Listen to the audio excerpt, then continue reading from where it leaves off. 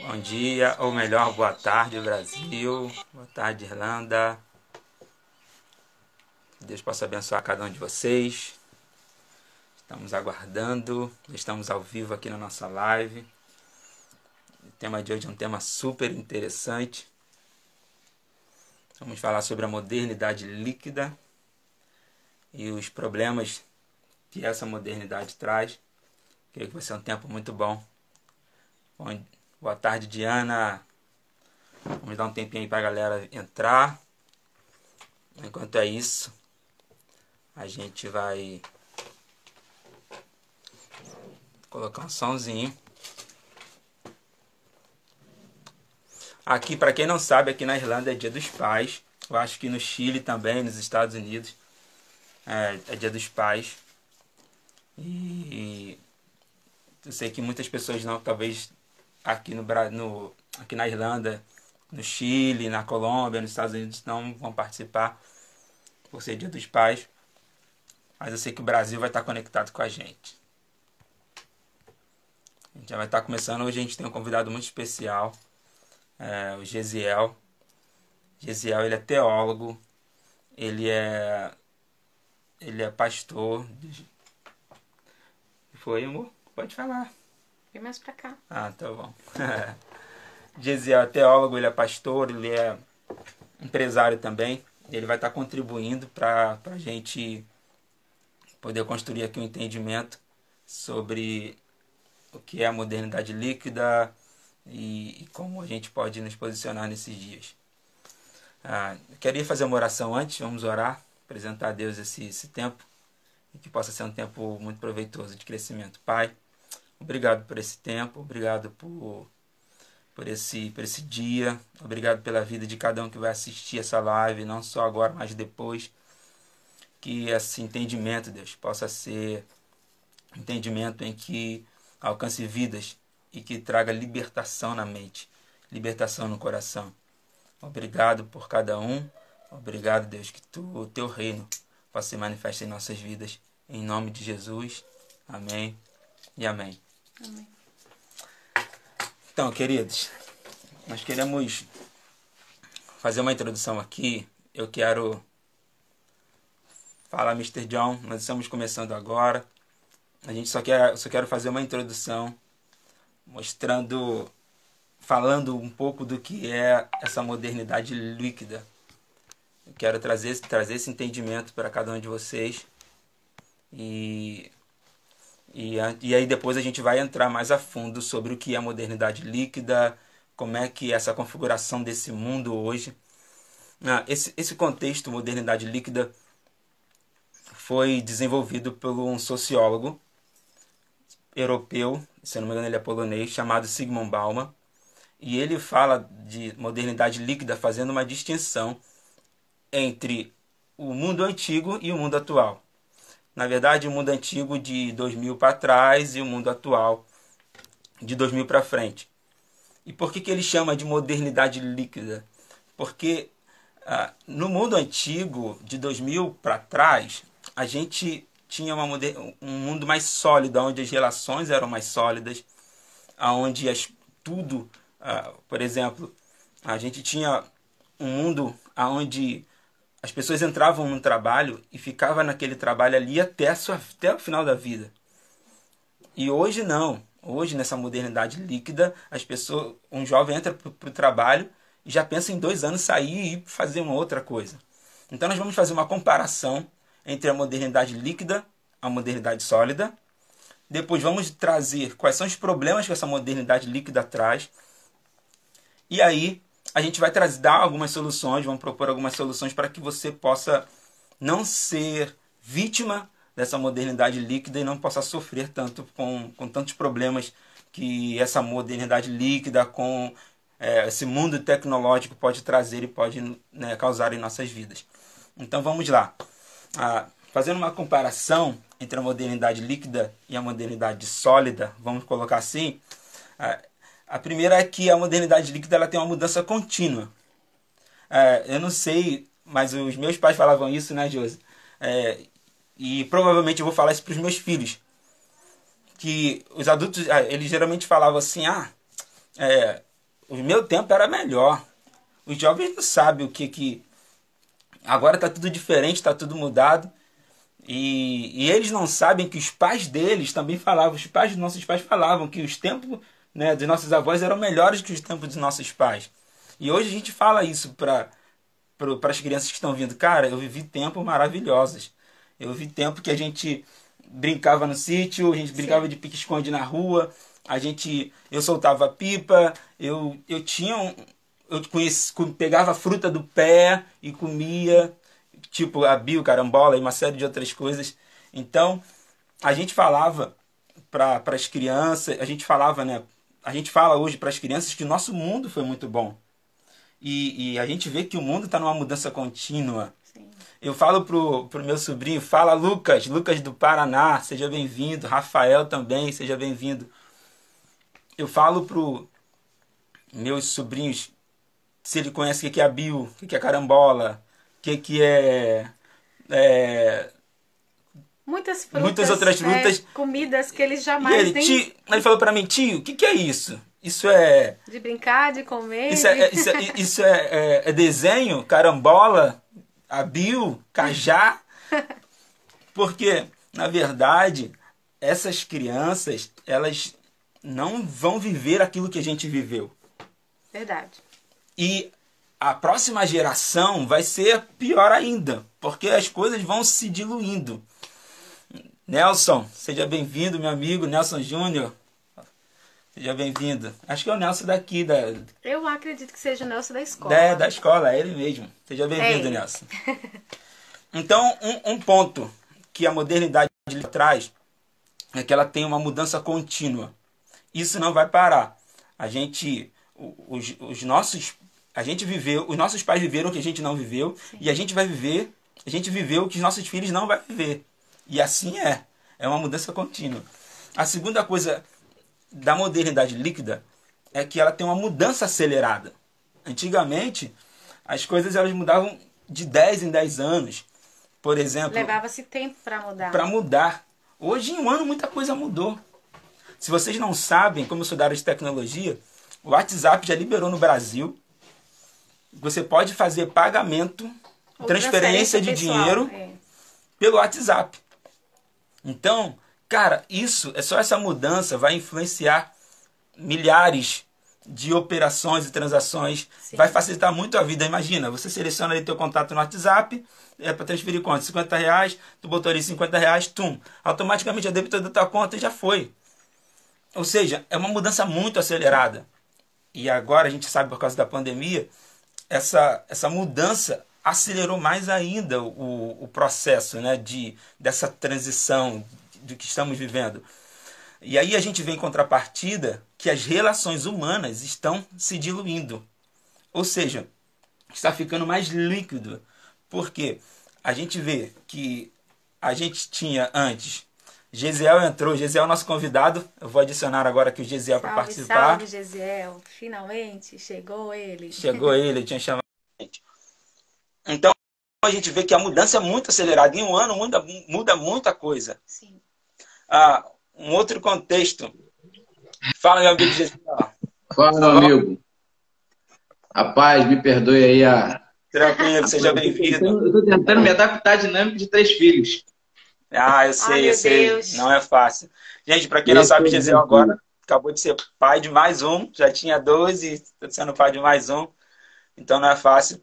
Só te apresentar, Gesiel. Gesiel, ele é teólogo, ele é pastor, ele é empresário no ramo do varejo. Pai de 3 filhos. Pai de 3 filhos. Marido.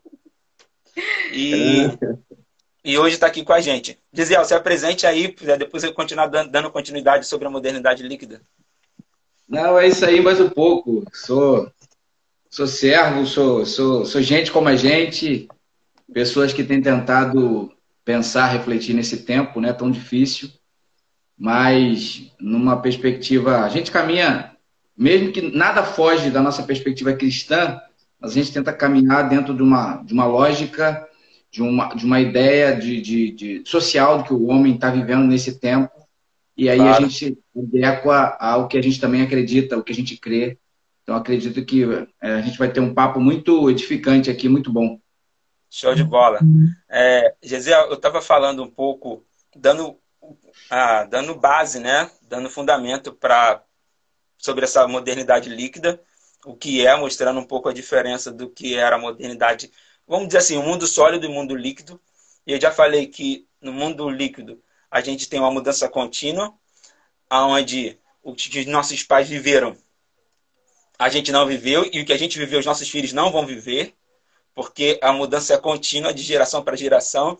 E a ideia aqui não é dizer que a geração dos nossos pais ou a nossa geração é melhor do que a geração que vai vir. Essa não é a ideia. A ideia é de mostrar as diferenças, mostrar os problemas que essas diferenças vão trazer e propor algumas soluções para abençoar a tua vida, para que você possa refletir e entender como se posicionar nesse mundo tão líquido, né? Onde as relações, onde as coisas passam e voam muito rápido. Então, uma outra característica do mundo líquido é que antes tudo era permanente e hoje tudo é muito volátil, tudo passa muito rápido. Por exemplo, o emprego, você entrava no emprego e o emprego era para o resto da vida, né, Josi? 20 anos ali. Era uma honra. Corporação, antigamente era uma honra você ser empregado. Fazendo carreira. De uma empresa e dizer assim, carreira. cara, eu estou nessa empresa aqui há 20 anos. E há 20 anos eu estou aqui. Era uma honra antigamente para falar que estava 20 anos numa empresa. Hoje, se você fala que está 20 anos de uma empresa... Você é até mal visto, né? Cara, o cara fala assim, pô, esse cara é acomodado 20 anos aqui, 10 anos. Antigamente, você casava e você construía, morava naquela casa eternamente. Você era dono dessa casa e por lá você permanecia por anos. E ali você sabia que ia começar a sua vida e terminar lá. Era muito comum isso acontecer. E aí agora a gente entra nesse mundo líquido, onde a gente tudo é muito acelerado e as mudanças não são permanentes, né? Eu entro numa empresa já querendo sair. E aí eu entro nos relacionamentos, da mesma forma, um relacionamento. Eu entro num casamento, muitas pessoas entram num casamento dizendo assim, se não der certo, separa. Se não der certo, para que eu vou ficar? E aí a gente vê as amizades também, porque as amizades são rasas. A gente passa a ter uma amizade mais virtual do que real. E a gente esquece e deixa de começar a semear e a desenvolver uma amizade real. E aí está o problema. Eu quero levantar essa bola aí para que você possa falar um pouco, comentar um pouco desse mundo líquido. E cara, como você vê na palavra, assim, a gente vai entrar também na palavra, trazendo a nossa visão, né, cristã? A gente precisa compreender um pouquinho, as pessoas às vezes falam assim, ela precisa entender um pouquinho dessa questão da modernidade, né? Porque a maneira de como ela se iniciou, porque, a exemplo, a modernidade em si, ela não tem um consenso de quando ela começou, assim, partindo do princípio de contexto, né? Ela não tem um conceito de quando ela começou, mas dois feitos foram essenciais, que é a Revolução Francesa e a Revolução Industrial, que mudou a maneira de sermos como sociedade, mudou. Claro. Isso na Europa que tomou todo o mundo. Então, a partir daí, essa maneira de enxergar o mundo foi uma maneira da seguinte resposta, ou a proposta deles era o seguinte, olha só, esse padrão, esse modelo em que vocês vivem, sólido, ele não é suficiente. Porque a ideia, aparentemente, a ideia que se tinha não era que a modernidade ela veio para desconstruir, aliás, veio para desconstruir, mas ela vinha com a proposta de criar um novo mundo perfeito. Né? Sim, exatamente. Nós vamos criar uma nova maneira de ver família, uma nova maneira de viver em sociedade, uma nova maneira de desconstruir, até mesmo em todas as áreas, desde política, social, econômica, religiosa, eles queriam construir. A partir do século XX, eles olharam para trás e viram, cara, foram meio que frustração para eles, porque eles olharam e perceberam que os desafios continuavam. A exemplo do diferencial social, hein? Os ricos continuavam ricos, os pobres cada vez mais pobres. E como é que a gente muda isso? Como é que a gente consegue? E aí eles param, e aí vem uma nova perspectiva de modernidade, que antes eles tentavam construir uma sólida, chamada modernidade líquida, né? E aí você pontua num dos aspectos do tempo. O tempo, que para muitas pessoas hoje em dia, a nossa perspectiva de tempo é muito diferente. Eu estava aqui, cara, minutos, enquanto eu chamava a atenção das minhas filhas, eu olhava a questão de modernidade líquida nelas. Porque não consegue, em menos de 5 minutos, ela não sabe se vê televisão, se brinca com vestido de fantasia, se brinca com determinado brinquedo. Ou seja, olha a dinâmica já da geração dela. Ela não sabe o que quer, porque a necessidade de resposta daquilo que ela anseia, do que ela deseja, ela não consegue, e aí fica nessa procura, nesse afã de procurar o que a gente tem. Uma hora essa procura ela acaba, ela se cessa por si só. Então, é bem complicado administrar isso depois de um tempo. E aí a gente vê, Josiel, que a gente tem um pool de opções, a gente tem muitas opções, a gente tem muitas variedades, a gente tem...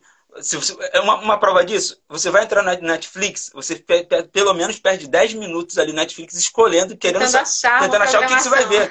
Porque uma é melhor do que a outra. E aí você fala assim, não, essa aqui é muito boa. Pega isso aí, só para pensar, vou contextualizar. Se pensarmos de anos atrás, a nossa única expectativa era a tela quente de segunda-feira, tá? Então continua aí. Exatamente. E era o melhor momento. Exatamente. O melhor cinema da vida. A gente ficava esperando a tela quente chegar. Verdade. E aí a gente tem um pool de opções, uma variedade, mas ao mesmo tempo começa a vir um conflito. Cara, se eu tivesse assistido a outra série, talvez eu seria mais feliz.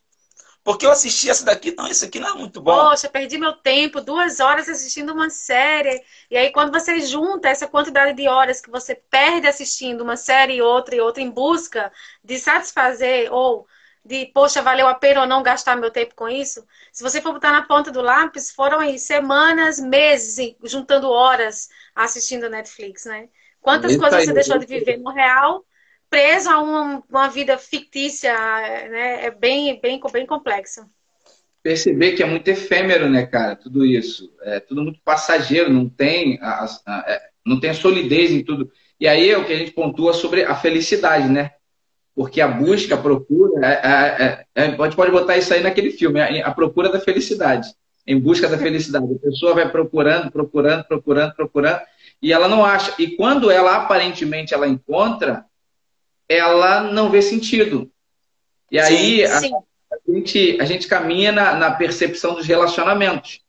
Porque a gente percebe que o modelo assim, de relação cliente e mercadoria, tô partindo de um ponto que a gente vive hoje de consumo. Nosso consumo hoje está muito baseado na internet, né? Então, normalmente as pessoas querem algo novo, então elas vão e compram. Quando elas compram e aquele objeto, aquilo que ela tanto queria é alcançado e já não sacia mais a procura de algo novo. E aí a gente pontua para as relações da mesma maneira. As pessoas querem aquilo, elas têm aquele consumo, e aí você percebe, assim, casamentos. É claro que a gente vai pontuar aqui casamentos, uma linha muito tênue, porque eu não posso querer caminhar aqui numa ideia de um casamento de violência, num casamento totalmente fora do padrão daquilo que Deus proporcionou para nós. Estou falando de um casamento saudável. Muita gente, às vezes, olha assim, tem um casamento, você senta com a pessoa e fala, poxa, você tem um marido ou uma mulher fantástica que faz isso, um filho, uma família, uma construção que para outros seria sucesso, cara, mas a pessoa fala assim, mas eu queria outra coisa. Por quê? Porque ela já está nesse barco aí da liquidez, da modernidade mesmo. E aí a gente vê que as pessoas começam a ser descartáveis. Sim. Por que eu digo isso? Porque a gente vê que você tem agora também, não só opções de filmes, opções de um pool de informações, mas você tem opções de escolher pessoas. Por exemplo, no Tinder. Se você entra no Tinder, você pode falar, não, eu quero me relacionar com ele. E é tão líquido, porque você vai lá, tem uma noite com o cara, encontrou o cara, não gostou, descarta esse e vai pro próximo. E aí que tá o problema. E aí que tá o problema. Porque ao mesmo tempo que você tem uma série de opções, você começa a se sentir vazio. Você começa a falar assim, cara, é frustrante. Porque você começa a entrar numa interrogação e dizer assim, tá bom, mas eu fiquei com esse, não, mas esse não, esse aqui é melhor. E aí você começa a se consumir de tal forma, porque E não faz, assim, como eu posso colocar, passa a não ter sentido. A tua vida passa a não ter sentido. Por quê? Porque você começa a entrar em várias relações, começa a acumular uma série de bagagens, e principalmente quando a pessoa de Deus, ideal para a tua vida vier, você não está preparado mais para ela, porque você já não sabe mais. E aí vem aquela famosa frase, enquanto o certo não chega, a gente vai Estamos errados. ficando com os errados. Isso aí, gente, elimina isso da vida de vocês, para quem está nos ouvindo. Por favor, isso é a maior cilada que o mundo pode pregar para você e você ver isso como verdade. Isso é totalmente mentira. É isso aí que o Otávio. Otávio fala, é algo real, porque assim, toda vez que a gente se relaciona com alguém, querendo ou não, de maneira intencional ou não, você troca conteúdo. Quando eu falo conteúdo, eu estou falando de coisas da nossa vida. A gente troca emoções, a gente troca experiências, a gente troca coisas boas e ruins. E isso aí tudo vai juntar na nossa mala que a gente leva para a nossa vida.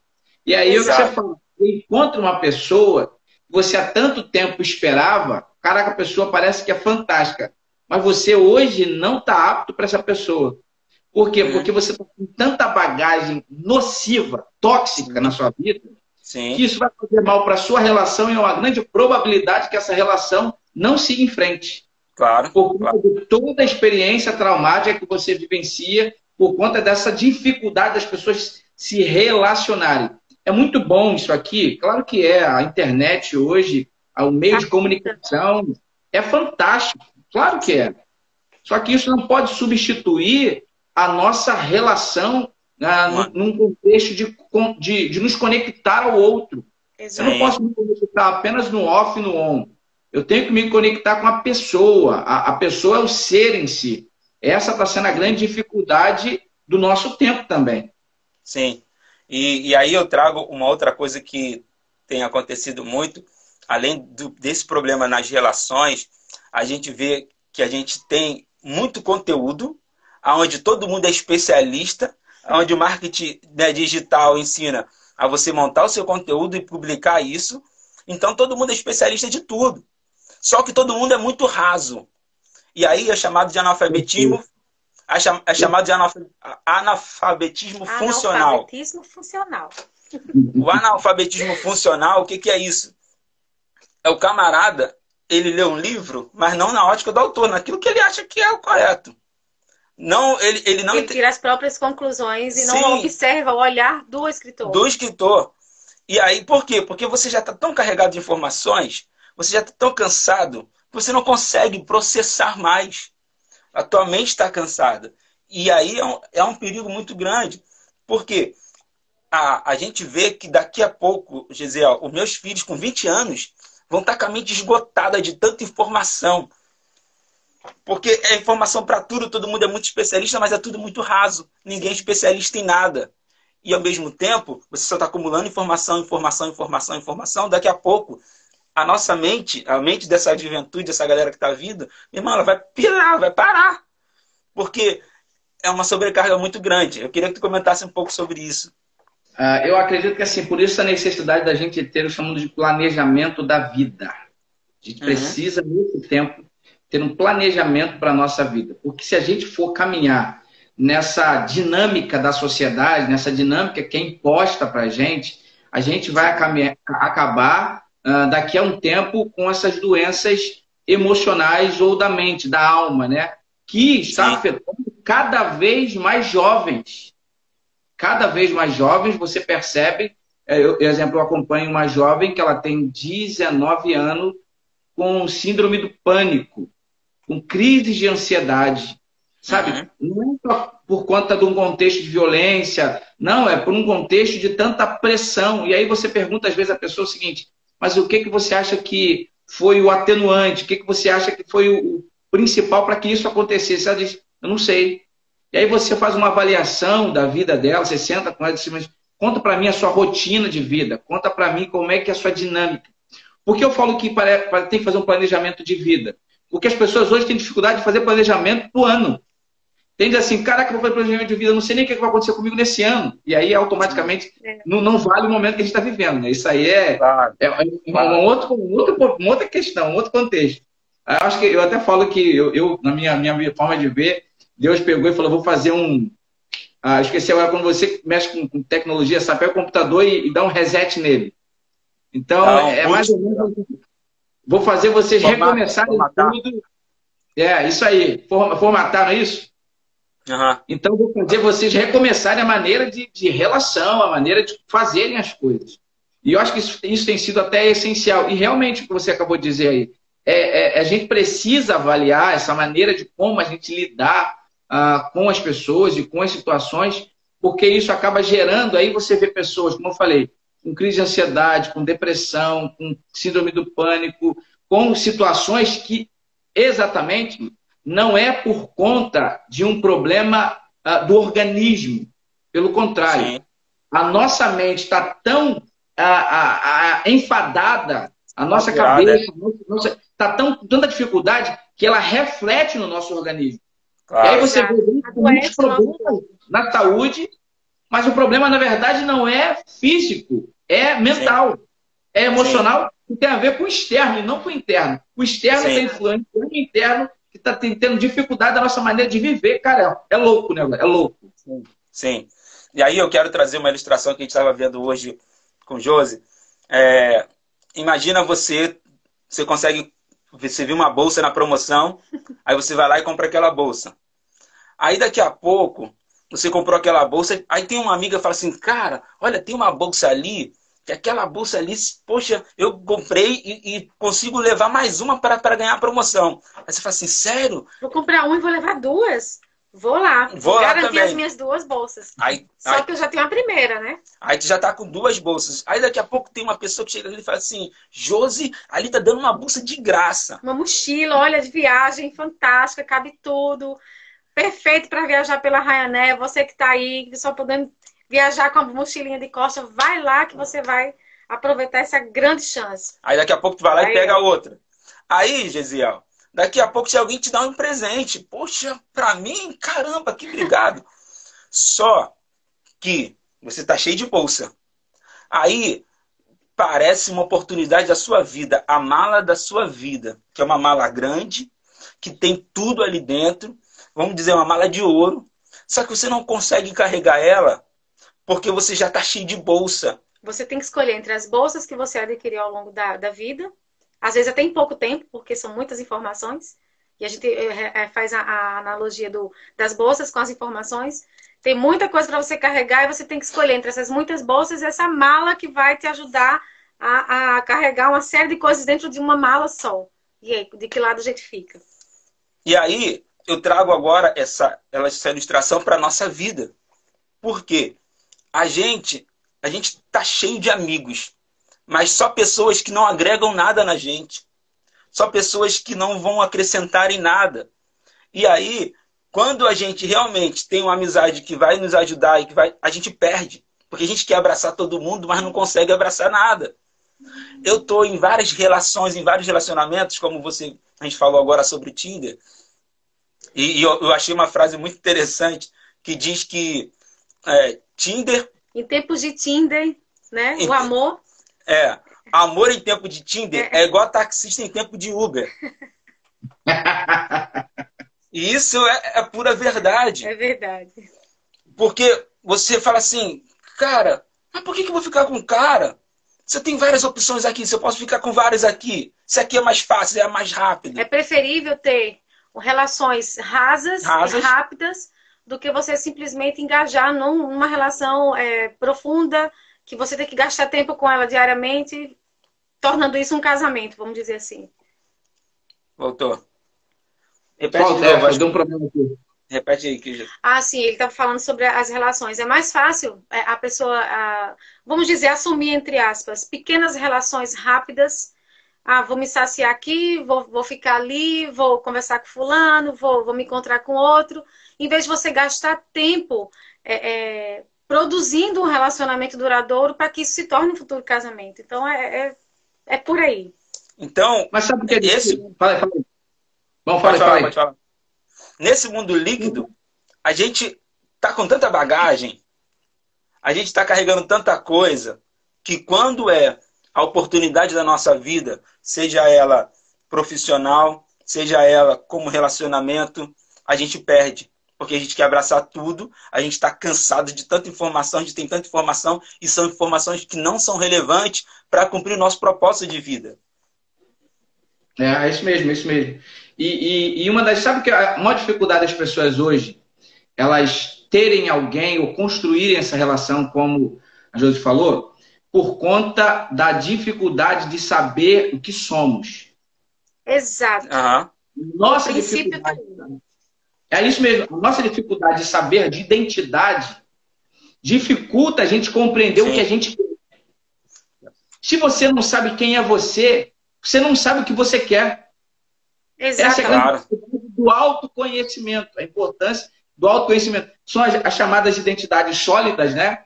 De quem você é de verdade, a partir de quem você é, que você entende quem você é, você consegue fazer escolhas muito mais assertivas, muito mais definidas do que você ficar, por quanto você não sabe quem você é, tudo que vier vale.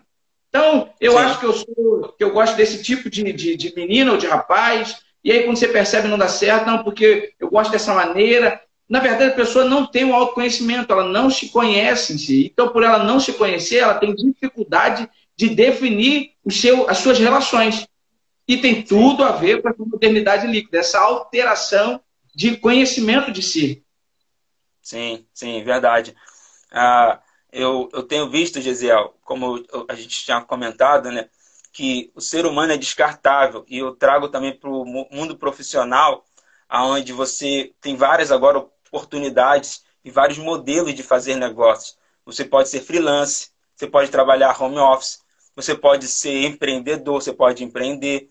Mas, ao mesmo tempo em que você tem várias facilidades de desenvolver seu negócio, você pode também, nada mais do que... Você é descartável. Se a empresa não gosta de você, você é um freelancer. Você tá entendendo? Então, essa relação, no geral, ela é líquida. Por que chama de mundo líquido? Porque as relações estão líquidas. Né? Para você terminar um relacionamento, antigamente, uma amizade... Eu tinha... Nossa, só um sofrimento. Era um sofrimento, era uma dor. Eu tinha que ir lá conversar e dizer, olha, eu não quero mais, que não sei o que e tal. Hoje não. Meses pensando, semanas. Hoje você exclui do Facebook, exclui do Instagram e acabou. Já é isso aí. E tá resolvido. Então, a gente tem esse desafio. E aí o último desafio a última comparação que eu faço, que eu trago aqui, é sobre pagar o preço pelas coisas. Os nossos pais pagaram um preço muito mais alto que nós pagamos. Sim. E hoje a gente está pagando um preço que a próxima geração não vai pagar. Então, para a gente, por exemplo, no seu caso e no meu, eu precisava, para estudar, eu tinha que fazer trabalho, ir para a biblioteca, pegar livro e fazer. Era um sacrifício, uma luta que a gente teve que ter muito grande. Hoje, tá tudo fácil para os jovens. Eles não sabem o que é pagar preço.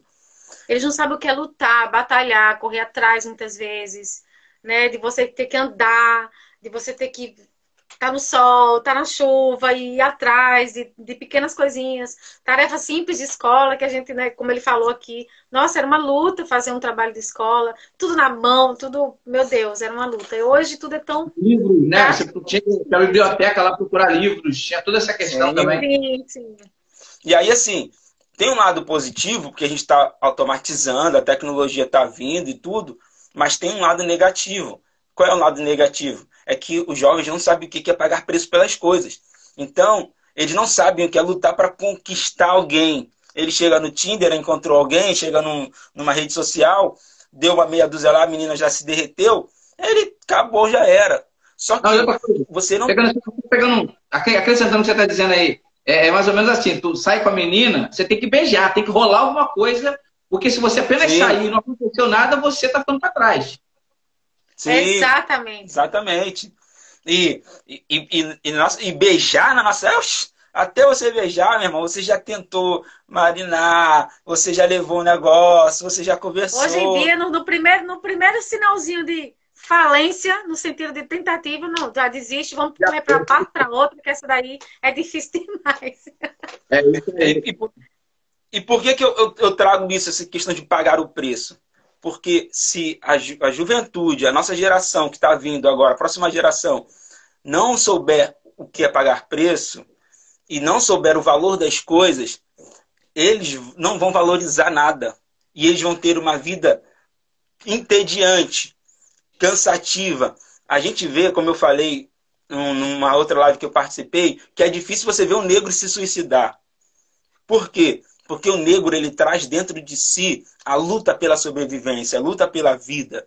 Ele traz dentro de si, ele tenta se batalhar para lutar, para se manter. E os índices mais altos de suicídio estão aonde? Está na classe alta e na classe média. Porque é tudo fácil, as coisas são mais fáceis. Eles não sabem o que é lutar para conquistar. A maioria, né? A maioria. E aí é que está a questão. Quando nós não sabemos esse preço, quando nós não pagamos um preço, a gente tende a literalmente ficar mais... a não dar valor às coisas e, consequentemente, quando eu não valorizo as coisas, a minha vida se torna um tédio, sabe?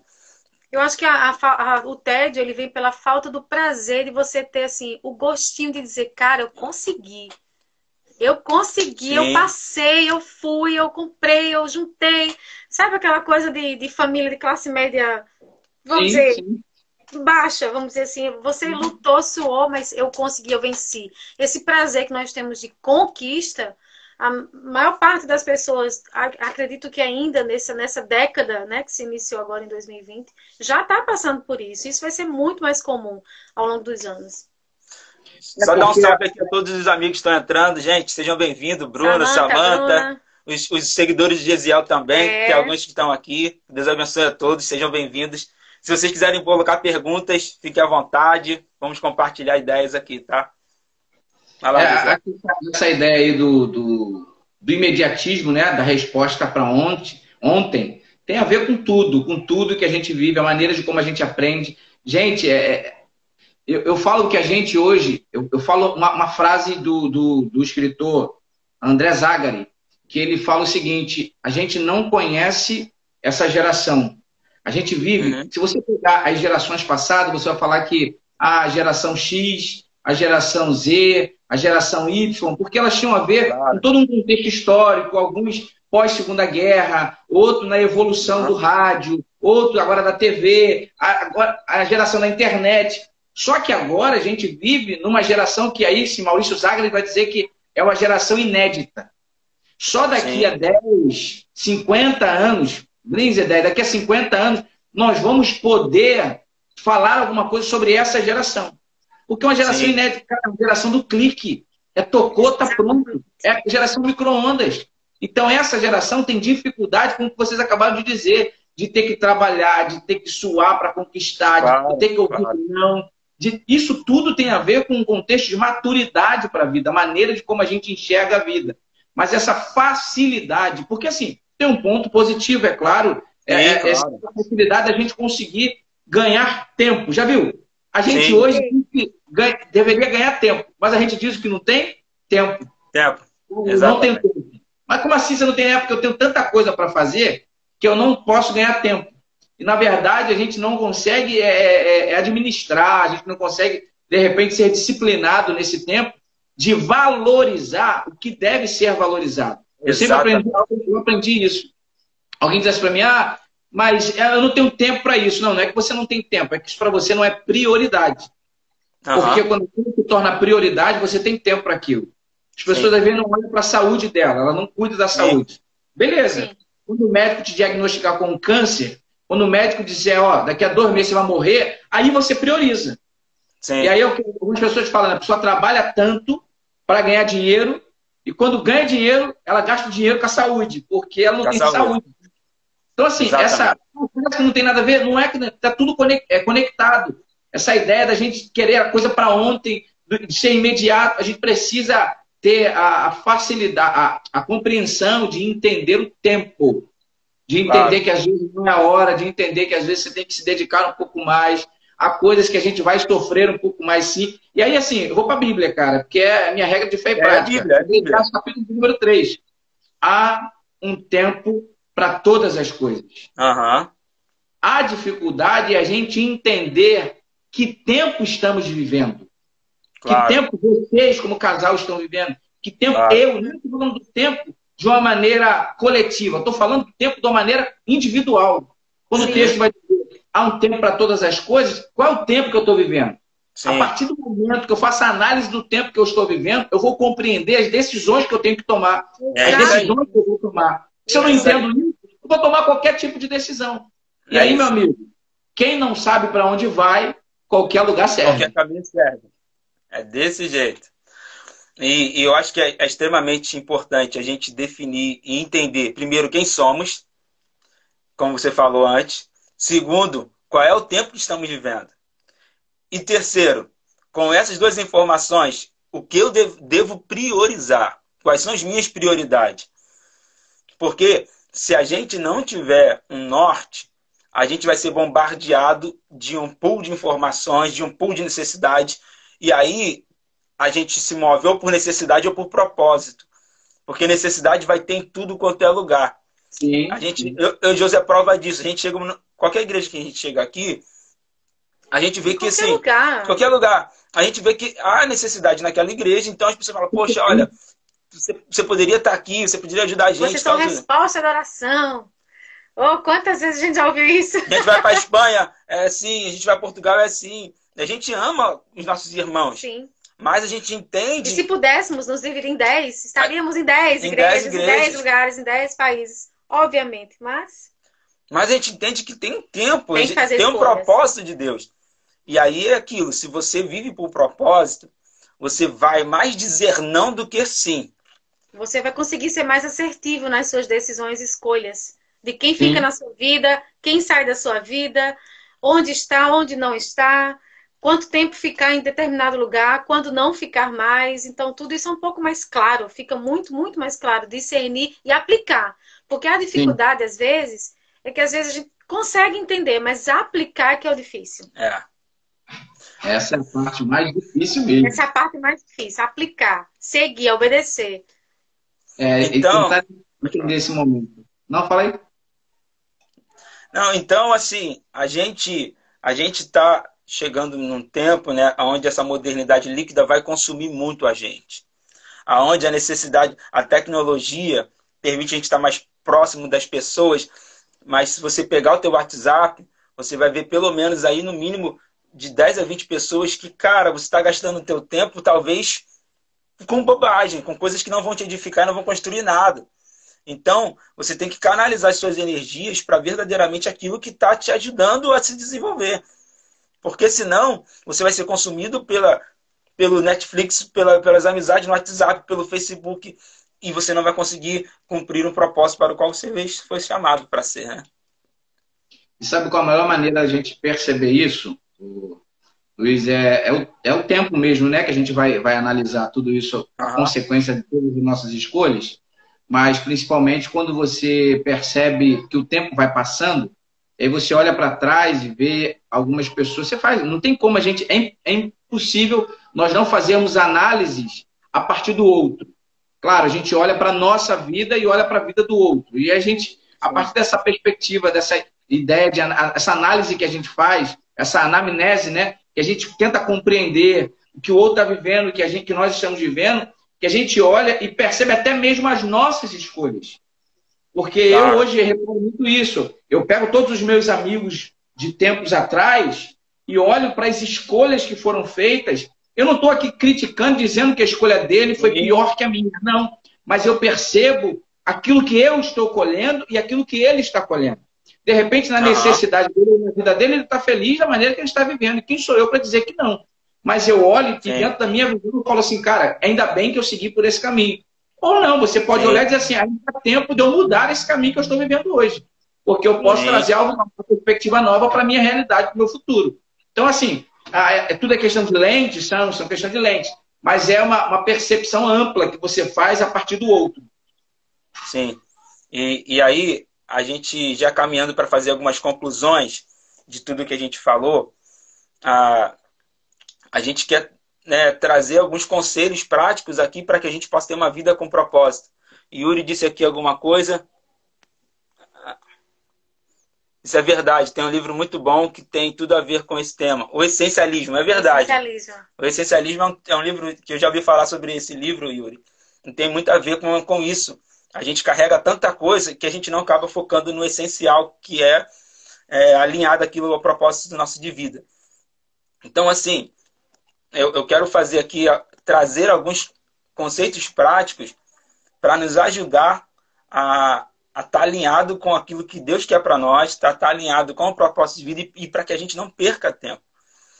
Só fazendo uma analogia, um jogador de futebol, quando ele vai jogar, né, tá jogando bola ali, ele não consegue, vai ter um momento da vida dele chave, que é o momento para ele dar aquele arranque para fazer o gol, para dar aquele pique, dar aquela explosão, para pegar a bola e ir lá na frente fazer o gol. Só que ele não consegue fazer essa explosão toda hora. Ele vai ter que saber entender qual é o momento para isso. Parou? Não. Tá. Para mim tá normal aqui. Tá.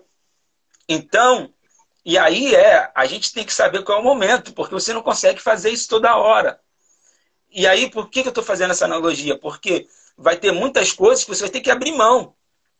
Vão ter momentos que você fala assim, peraí, não é o momento ainda. A boa oportunidade não é agora. E eu sei que eu tenho muitas opções aqui, eu sei que eu posso fazer isso, eu posso encontrar alguém, eu posso ter, mas eu preciso me segurar, me guardar para o momento chave na minha vida. Que esse momento vai virar e vai mudar toda a minha situação. Então, quando você entende que Deus tem algo para você, quando você entende que aquele momento chave ainda não chegou na tua vida, você se guarda, você se prepara, você se permite ser reconstruído e se preparar, ser preparado para o momento chave que Deus tem para você. Pode falar. Vou contextualizar biblicamente o que você está falando. Tá bom. A gente fala as histórias de Davi e Golias, né? Quando Saul foi levar a armadura para Davi, na verdade, aliás, quando Saul chama Davi e vai dar a armadura para ele, na conversa com Davi, ele diz assim, mas rapaz, você é apenas pastor de ovelha. Você é um menino, você não tem experiência de guerra. E aí, muito o que você está falando. Davi fala assim, não, rei, olha só, eu cuido das ovelhas do meu pai. Lê o texto diz assim, toda vez que vem o leão e o urso, eu vou lá, pego e defendo as ovelhas, mato. Ou seja, muitas das vezes o leão e o urso eram coisas que ninguém via, ninguém sabia. Claro. Mas era Deus preparando Davi para aquele momento. Mais ou menos o que você está falando. Para mim tem muito a ver com o que você está falando. As pessoas precisam estar prontas para aquele momento. Então, todo o processo que a gente vai vivendo de sofrimento, de dor, de luta, de dificuldade, às vezes até mesmo parecendo que não vai acontecer, é uma maneira da gente se potencializar, se capacitar porque está por vir. Só que dificilmente consegue ter essa visão quando você entende só o agora, quando você acha, na sua perspectiva de sucesso, é o que está acontecendo agora. E você não entende que tem que passar, como você disse, por este processo. Sim. Verdade. E aí, trazendo algumas dicas práticas, a gente quer mostrar para vocês que a gente não está dizendo que esse mundo líquido é melhor do que o mundo antigo, porque, como eu falei no início, é um processo, é uma mudança contínua que vai acontecer. Mas nós precisamos nos comportar de uma forma em que a gente não seja vítima desse mundo e de uma forma em que a gente cumpra o nosso propósito para o qual Deus nos enviou. Então, a primeira coisa, o primeiro conselho que a gente quer dar para vocês é que nós precisamos, no geral, ser criteriosos com o que a gente vai consumir. Não dá para ficar perdendo tempo no Netflix, vamos dizer, assistindo uma série que não vai nos edificar e não vai construir em nós alguma coisa. Analisa, cara, essa série aqui são 5 temporadas e cada temporada são 10 episódios. Cada episódio de 50 minutos, você imagina. Calcula isso. Aí você calcula, cara, são 3 meses. Meu Deus. 3 meses. De tempo perdido. Aí tu fala assim, cara, literalmente você riscou outubro, novembro e dezembro. Da vida. Com uma coisa que não vai te... E o maior, a moeda que mais vale é o teu tempo. Mano, quando o teu tempo acaba, acabou. Esse tu não pode pagar para que ele retorne. Se o homem mais rico do mundo, se ele fala assim, cara, eu te dou 1 bilhão para eu ter mais 1 ano, mais 5 anos de vida. Não dá, acabou. Ou seja, nenhum dinheiro compra o teu tempo. Então, nós precisamos entender isso, nós precisamos ser criteriosos com aquilo que nós estamos consumindo. Porque se nós não formos, essa modernidade líquida, as opções e as coisas vão nos consumir. E a gente vai eliminar anos da nossa vida que a gente poderia estar aproveitando para cumprir um propósito, né? Exato, exato, exato. É isso aí mesmo. Até eu vi um comentário agora aqui de uma Carla Silva, né? Ela diz que é o termo buscar as coisas do reino. É o que você acabou de dizer, é canalizar de maneira correta para saber o que você quer. Isso é essencial, essencial, fundamental.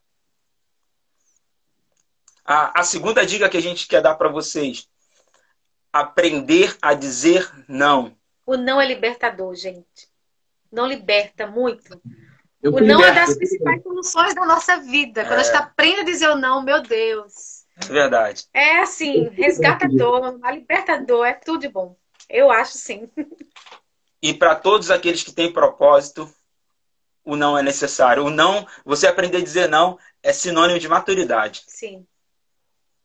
É dizer não, não só para as pessoas, né? É dizer não para si mesmo. É para si mesmo. Sim. Acho que a primeira pessoa volta ao autoconhecimento. É dizer não para si mesmo. O que o teu desejo, a tua vontade, ela quer, e aí você fala, não pode. Eu vou dar um exemplo. Eu tô ainda caminhando, né? Estou engatinhando. Estou caminhando para o 6º período de psicologia. E a gente estuda, quando vai falar sobre a psicologia da infância, da criança, a gente fala do id, ego e superego. E o id, normalmente, é aquilo que a criança quer, o desejo dela. Então, o id, o desejo, a vontade, é algo que nada vai parar, nada vai impedir. Ela quer, ela quer, ela quer, ela quer.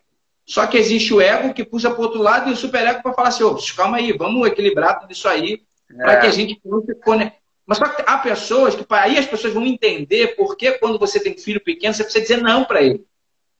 Para que quando ele cresça, ele possa entender isso, dizer não para si mesmo.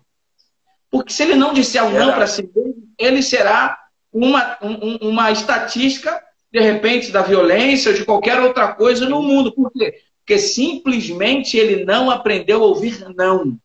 E, cara, pai, mãe, é um negócio muito difícil. Sério mesmo. Hoje eu me realizo das minhas filhas no quesito felicidade, sabe? Qualquer coisa que eu dê para elas, eu vou no mercado, eu não consigo sair do mercado sem comprar um chocolate. Claro, graças a Deus, Deus nos dá a possibilidade para isso, às vezes não dá. Mas sem comprar um chocolate, sem comprar alguma coisa que elas gostem. Então, quando eu chego em casa e elas não esperam e eu dou, é aquela felicidade, me abraça, me beija, fala que me ama. É aquela coisa toda.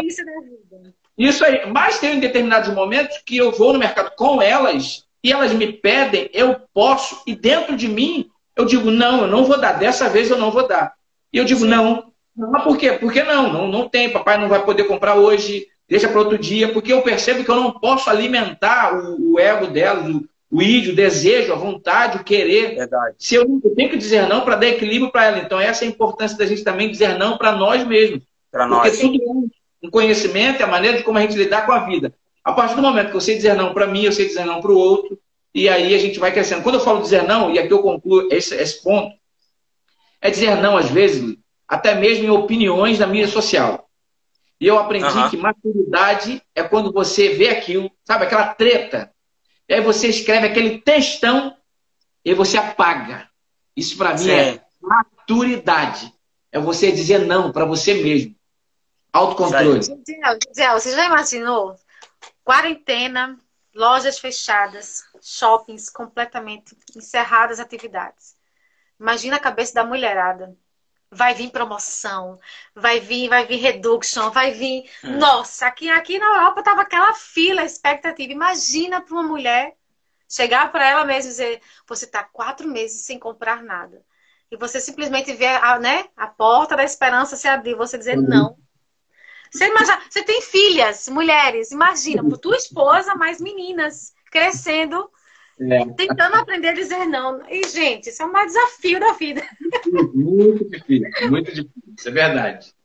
Vamos lá, gente, mais uma aqui, mais uma dica que a gente tem, o conselho que a gente tem, esteja satisfeito com poucas opções.